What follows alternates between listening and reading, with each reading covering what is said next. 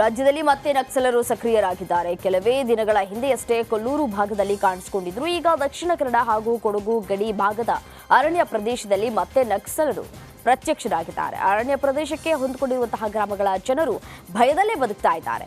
ಸ್ಥಳಕ್ಕೆ ನಕ್ಸಲ್ ನಿಗ್ರಹ ಪಡೆ ಭೇಟಿ ನೀಡಿ ಕೂಂಬಿಂಗ್ ನಡೆಸಿತು. ಶಿವಮೊಗ್ಗದ ಹರಿಗೆ ಬಸ್ ನಿಲ್ದಾಣದ ಬಳಿ ರಕ್ತದ ಕೋಡಿಗೆ ಹರಿದಿದೆ. ಯುವಕನ ಮೇಲೆ ಕಿಡಿಗೇಡಿಗಳು ಲಾಂಗ್ನಿಂದ ಡೆಡ್ಲಿ ಅಟ್ಯಾಕ್ ಅನ್ನ ಮಾಡಿದ್ದಾರೆ. ಪ್ರಶಾಂತ್ ತಲೆಗೆ ರಕ್ತ ಬರುವಂತೆ ಹಲ್ಲೆಯನ್ನ ನಡೆಸಿ ಪರಾರಿಯಾಗಿದ್ದಾರೆ. ಇನ್ನು ಸ್ಥಳೀಯರು ಗಂಭೀರವಾಗಿ ಗಾಯಗೊಂಡಿದ್ದ ಯುವಕನನ್ನ ಆಸ್ಪತ್ರೆಗೆ ಸಾಗಿಸಿದ್ದಾರೆ. ಖಾಸಗಿ ಆಸ್ಪತ್ರೆಯಲ್ಲಿ ಪ್ರಶಾಂತ್ ಜೀವನ್ ಮರಣ ಹೋರಾಟವನ್ನ ನಡೆಸ್ತಾ ಇದ್ದಾನೆ. ಇನ್ನು ಗ್ರಾಮಾಂತರ ಪೊಲೀಸ್ ಠಾಣೆಯಲ್ಲಿ ಈ ಕೇಸ್ ದಾಖಲಾಗಿದೆ.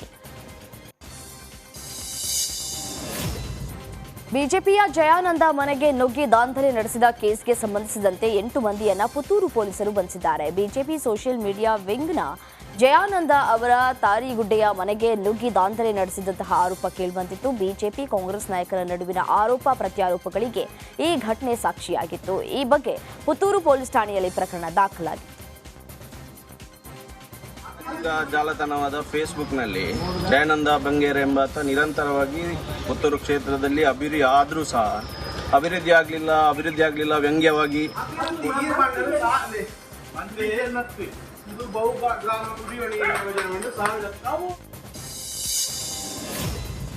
ಹಾವೇರಿ ಜಿಲ್ಲೆಯ ಬ್ಯಾಡಗಿ ಮೆಣಸಿನಕಾಯಿ ಮಾರುಕಟ್ಟೆಗಳನ್ನ ಬ್ಯಾಡಗಿ ಪೊಲೀಸರು ಬಂಧಿಸಿದ್ದಾರೆ.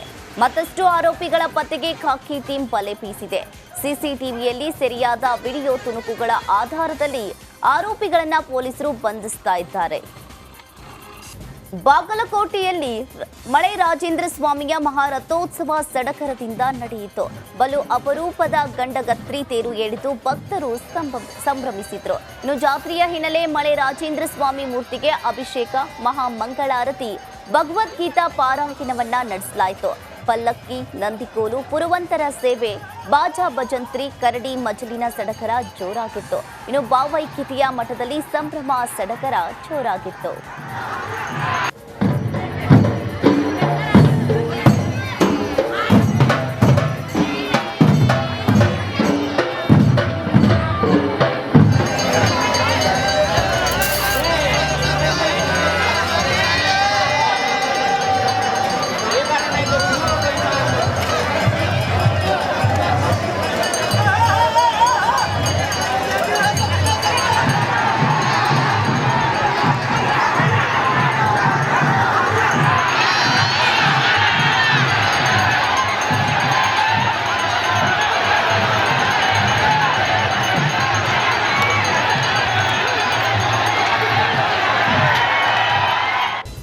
ಕೊಡಗು ಜಿಲ್ಲೆಯ ಹಲವೆಡೆಗಳಲ್ಲಿ ವರ್ಷದ ಮೊದಲ ಮಳೆಯಾಗಿದೆ. ಕುಶಾಲನಗರ ತಾಲೂಕಿನ ದುಬಾರಿಯಲ್ಲಿ ಮಳೆಯ ಸಿಂಚನವಾಗಿದೆ.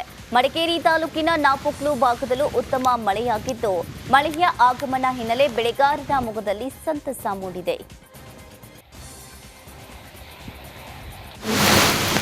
ವರ್ಷದ ಮೊದಲ ಮಳೆ ಕುಂಜಿಲಗೇರಿ ಬೊಳ್ಳುಮಾಡು.